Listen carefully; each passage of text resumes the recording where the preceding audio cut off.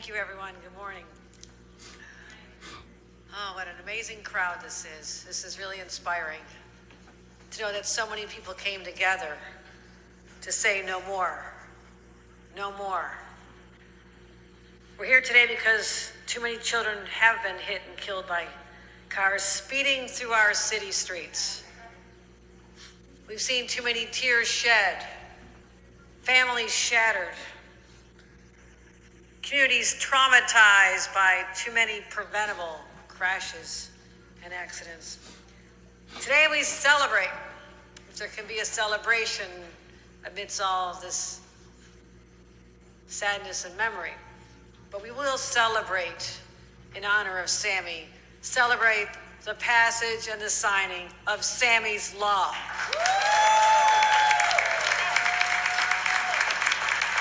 And this will empower the city of New York to do what I think they should have had the power to do all along, and that's just a personal commentary on what I believe communities should have the power to do. But New York City will be able to take back its streets. Yes. Make sure that, you know what that means? We're taking back the streets, yes, making them safer for people, slowing down drivers and saving lives. Too many families have lost kids to this violence. It is traffic violence. It's violence. It's a violent scene.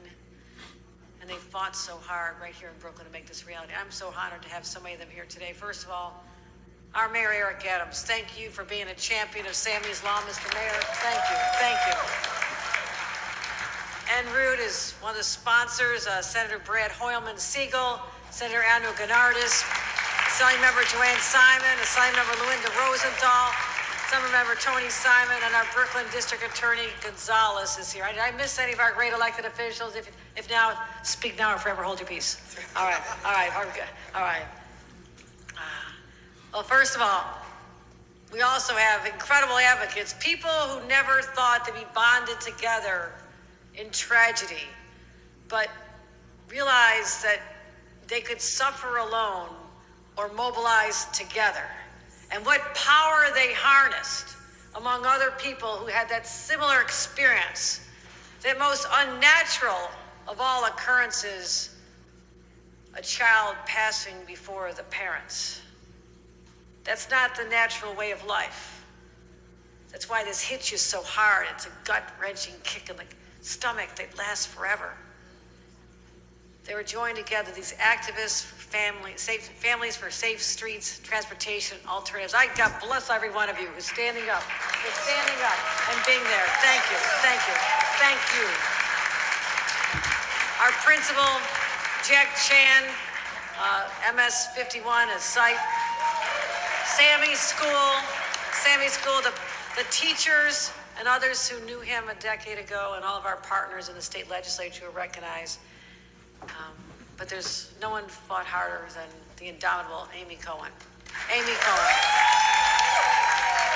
Without her, none of us would be here today. Please stand up for Amy Cohen. Please stand up. She is the mother of Sammy Cohen Einstein. That's right, never give up. That's what they'll be saying about Amy forever. She never gave up. It's Sammy's mom, who was killed just steps from his home. He was 12 years old. We gather at this school because this was Sammy's school. This was the place where he had friends and teachers, embrace life, hang out with his friends, play some soccer. This is hard for everybody who's ever had a child. You know, your mom, you have a baby, put the baby in your arms, begins a lifelong love affair with this little person who relies on you for everything. Have that baby stolen away, turns your life upside down. And all the people behind me who channeled their own pain into this advocacy. And what Amy did founding this great organization, Families for Safe Streets, because she knew she was not alone. She'd heard from other voices. She pulled them together. This group has championed vital legislation meant to protect people on our streets, other pieces of legislation, but also including this Sammy's Law. She watched time and time again. She'd go plead her case in our state's capital. She kept marching, meetings, rallies, hunger strike. There was nothing she wouldn't do to put a spotlight on how we have the power, if we only use it, to make our streets safer, and question why. Why does it take a decade of effort? Until this year, when we said, yes, Amy, yes to all the parents, yes to all the advocates, we will get it done in our state budget, and we did. We got it done. So we owe her and my partners in government who championed this a debt of gratitude. Last year, 101 New Yorkers were killed by cars on city streets. Hundreds more were injured. Every statistic is a life, a story. Someone who now has left an empty chair at the table, their family, in the classroom. It's a mother who won't see kids graduate college, a child who never grows up and realizes their dreams. But you know what we realized in this advocacy effort? It didn't have to happen. These accidents are preventable. It's been proven over and over again. When you reduce the speed limits, pedestrian crashes leading to serious injuries and death go way down. It just changes everything. New York City, under this law, will now have the power to lower the speed limit from 25 miles an hour to 20 miles an hour on residential streets. That 5 miles an hour makes the difference between life and death. And 20 to 15 near schools and senior centers and other slow zones. Should never have taken so long, and I spent 14 years myself in local government. My view of the world is local government should be making these decisions. You should not have to go all the way to Albany. You should just be able to go to your mayor and your city council like they do all over the state. I was a former council member. I didn't have to go to Albany for all these things. Sometimes we did, sometimes we didn't. But I want to empower the localities. We have enough to work on. We have a lot on our plate. Oh, Senator's joining us here. Linda's here too. I acknowledge them, but these are our sponsors, Senator Brad Hoylman Siegel and Linda Rosenthal. I want to recognize them again. So, local leaders and their transportation know the areas, they know the problem intersections, and they know where crashes are most likely to happen. So giving them control is what I'd say is common sense. I use that phrase a lot because I don't see enough of it. It's kind of a new concept in some places, but not with us. We get it, we understand, and that's how you make communities safer. I want to close with this. It's not hard to be an advocate when you go to explain your cause or go to a rally or talk to someone or talk to a reporter. It naturally reopens the wounds. It gets raw again. You wonder, will my heart ever be bonded back together, or is it going to keep getting ripped apart? It takes strength, a strength that perhaps is within every mother, every father who's lost a child, but sometimes you kind of retreat into yourself. You go a little tighter like this. Not these people behind me. They opened up, they found others. They found the depth of courage that was required to keep willingly exposing themselves to this internal pain, to champion something to save other people's lives. That, to me, is extraordinary. Extraordinary what they did.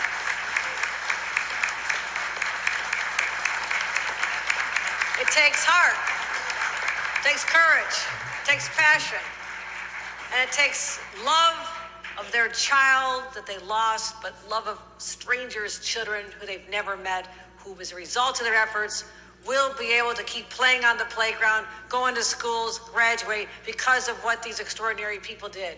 So this is a triumph for all of you who never gave up, never surrendered, and fought for the lives of others. You may never know who they are, but I want the world to know it's because of all of you. Yes. Thank you. Yes. Thank you.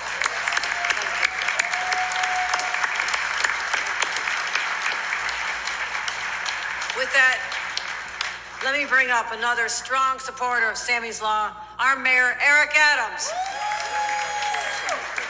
Thank you, Governor. And we were coming in backstage, and Amy stated, "I know that I have been a pain in the rear," and the Governor said, "No, you have been a parent." And it is unimaginable as I reflect over my 20-something-year-old son, Jordan, my only child, and how much you pour in, invest in your children, and to receive the devastation that they were lost prematurely to something that is avoidable. It is something that you never leave. And I think the Governor was just so correct in her assessment. That PTSD remains even when you hear a car screech, anytime you watch a movie where there's a car accident, anytime you read a story, birthdays, holidays, anything that reminds you of your child, you relive it over and over again. And years ago, when I was state senator, we started a campaign of decreasing the speed limit with some of the advocates then. And little did we know that the people who stand behind us, Families for Safe Streets, they stated that we're going to turn our pain into purpose. We're going to become dogmatic about this issue because all streets are not the same. And we should not have speed limits within the entire city based on the makeup of one belief or one's philosophy. And it's not only this, so much more has been done. The advocacy around speed cameras around schools, clear facts and stats that show these speed cameras work. And it's the partnership of the state lawmakers that the Governor mentioned that shows how we can make these changes. And it is communities, advocates, government coming together to find how do we continue to move a complex city like New York City forward. This is a real victory for Sammy's, for Susan's, for all of our children in the city that want to move our cities to a safe place. And hat off to the DOT and Adonis Rodriguez, who was an advocate for so many years around this issue. Last year, we were the safest around pedestrian crashes. This year is a rocky start. Far too many people are driving too fast in our city. And we have removed over 50,000 ghost cars, illegal bikes, illegal scooters, and other apparatus because many of those who are speeding are driving and using forms of transportation that are illegal. And the police department will continue to do the necessary enforcement. But we can't get this done without a governor that's willing to hear, feel, and respond to the pain of people. And she has done this over and over again. The partnership that this governor has shown to the city of New York with these lawmakers and how they deliver for this city is really commendable. Governor, just thank you so much for making this happen. Many people didn't think this day was possible, but Amy and those behind me did. The leaders there, Speaker, Majority Leader Andrea Stewart-Cousins, Speaker Carl Heastie, and the entire lawmakers, these two legislators that co-sponsored the bill, because you can't get it done in one house. A divided house won't produce the legislative victories. They brought the Senate and the Assembly together and was able to get this bill because they responded to the needs of the people of the city. Thank you so much for doing this. This bill will improve safety.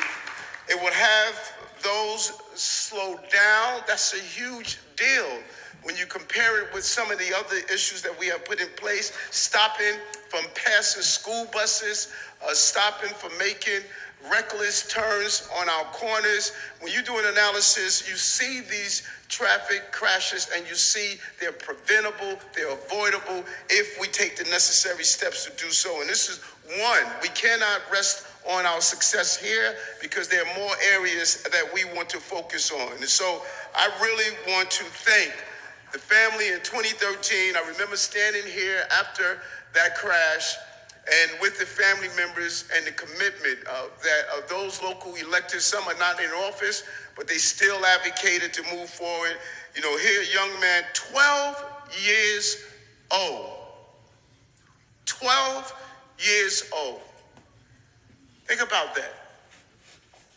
12 years old.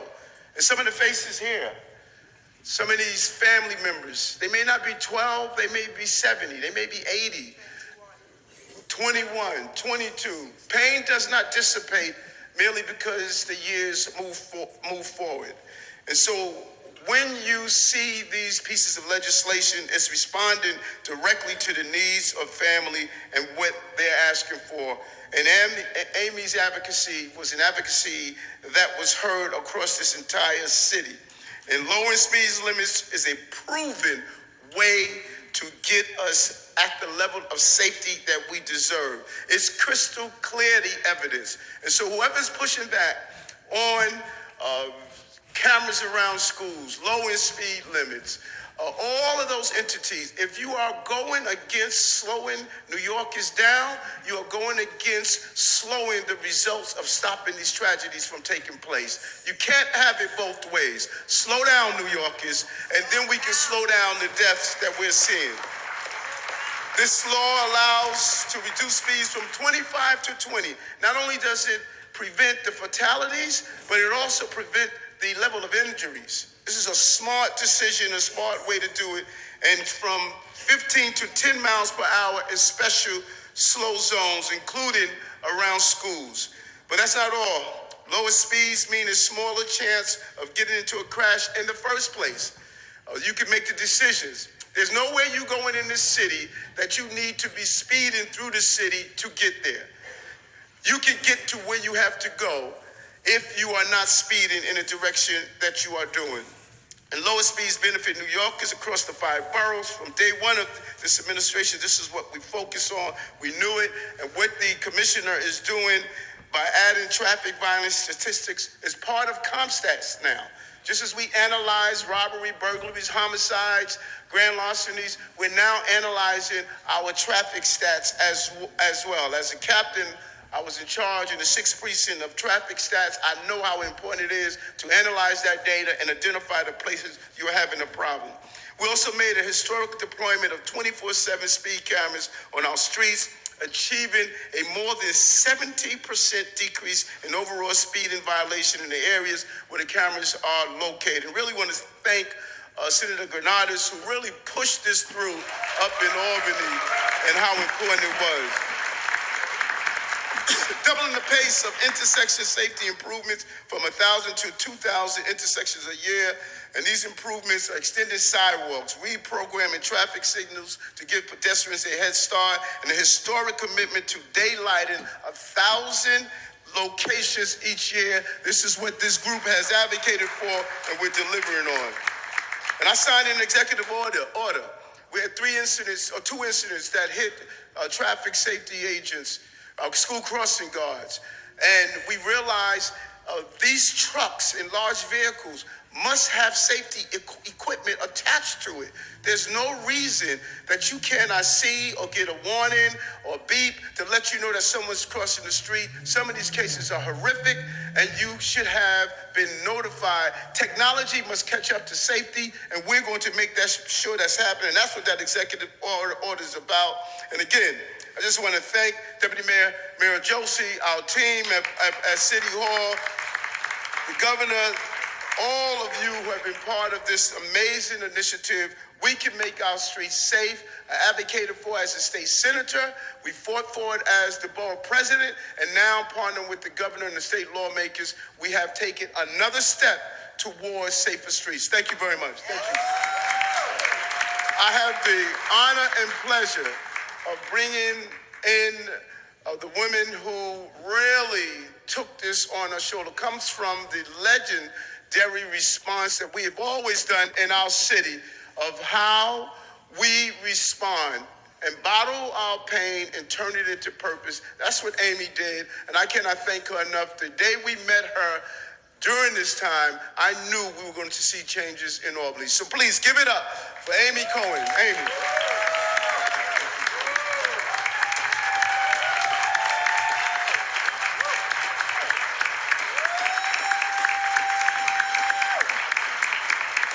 Thank you. Thank you for all coming to commemorate the signing of this important bill.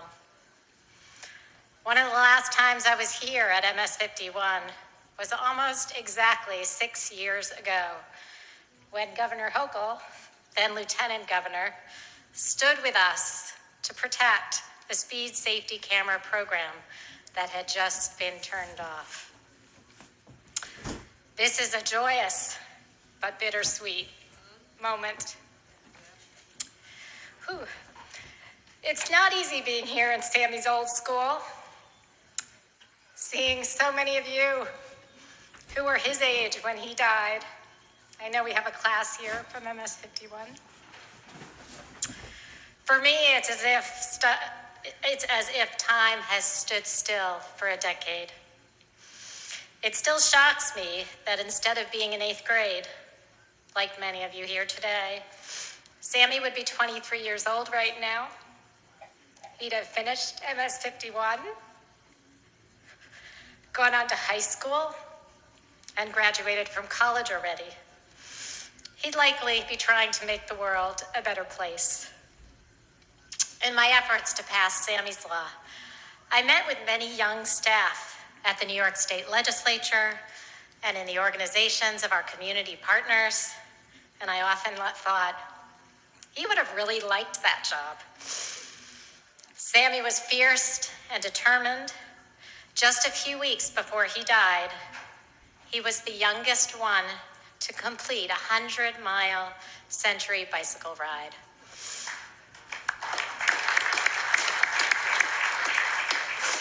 For one of his last school assignments here at MS 51, he was required to write a paper about his name. I bet they still do that assignment, right? He researched and analyzed every part of Samuel Cohen Eckstein and was so reflective and insightful. I've shared his words before, but want to read you just a few lines to give you a sense of who he was, what potential he could have had, and why, as a natural introvert, I pushed myself to fight for change in his name. So this is Sammy. My name was chosen because it sounded like happiness, but that happiness put an invisible weight on my shoulders, the weight of leadership. I am Samuel, the one who God heard, Cohen, the one who with my family and ancestors led a religion, Eckstein, the one cornerstone among thousands, the one corner that has to support everybody while withstanding pain and sorrow. I like my name. I just can't imagine myself as a Jacob or a Luca. I am Sam. That's just who I am. It's funny, I'll say, I didn't know he had changed his name. To me, he was still Sammy. I used to prefer Sammy, but now it sounds too young and childish. Sam is more substantial. It's a name that sounds like stubborn impartiality and neutrality. That is who I really am. Somebody who is like a moon to the earth. I am Sam. I am like a lake. I am pure and simple. But if you look in the right places, you can find a lot beneath my surface. Like many of us in Families for Safe Streets, I always thought I could create an invisible shield around my family to keep them safe. But I've come to learn that that protective shield for our loved ones is really a communal responsibility and requires laws and policies that address the systemic causes of traffic violence. Laws like the one we are here today celebrating. It's been a long fight, but not a lonely one, because this bill is not just for Sammy. It's not just Sammy's law. It's Giovanni's law, and Allie's law, and Nikwa's law, and Henry's law. It's for every child, parent, spouse, and loved one killed by a reckless driver. And now it will finally be law in New York State.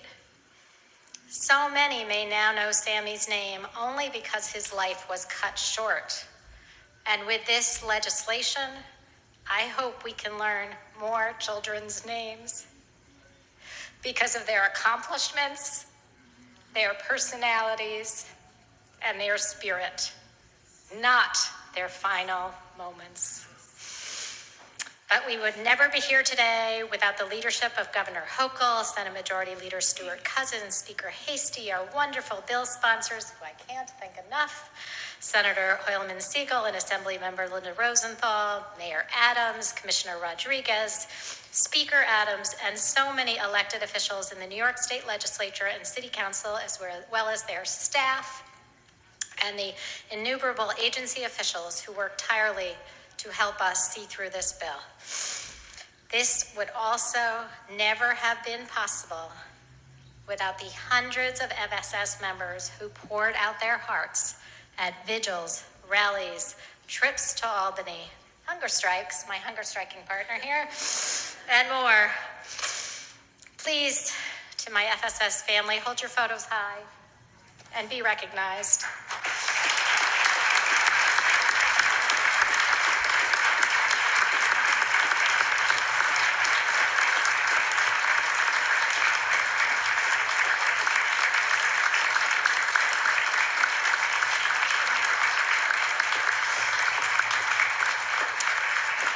A huge thanks also to the 130 organizations who signed on in support, including, but not limited to, AARP, the UFT, Local 372, the Crossing Guards Union, the Chinese Planning Council, the Hip Hop Youth Summit, Consumer Reports, Greater New York Hospital Association, and so many more.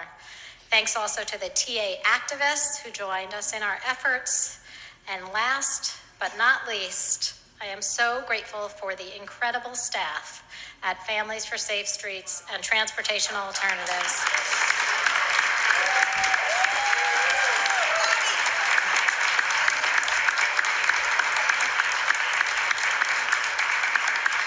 Just want to say their names. Thank you to Tom, Dahlia, Alexis, Anna, Bobby, Danny, Elizabeth, Alexa, Jacob, Nina, Sean, Laura, Kathy, and the entire passionate, hardworking crew. Thank you all.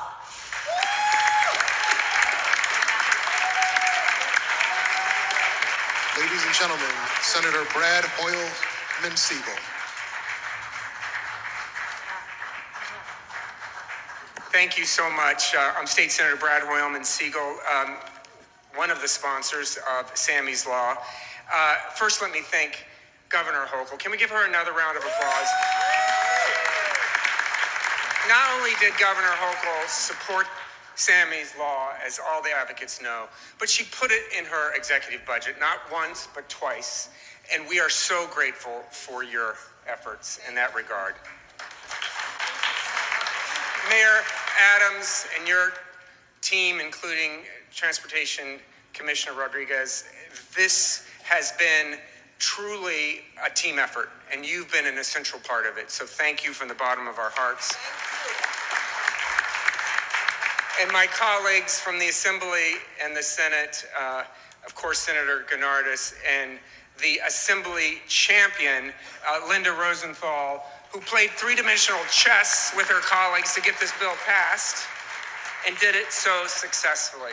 But at the end of the day, it truly is about the advocates, and we all know that. And I just have to repeat this oft-mentioned quote, but I think sums up what everyone behind me and in front of us has done. Margaret Mead said, "Never doubt that a small group of thoughtful, committed citizens can change the world. Indeed, it's the only thing that ever has." Amy, you and every parent, family member, and friend here advocating for safer streets and Sammy's Law have indeed changed the world. Thank you.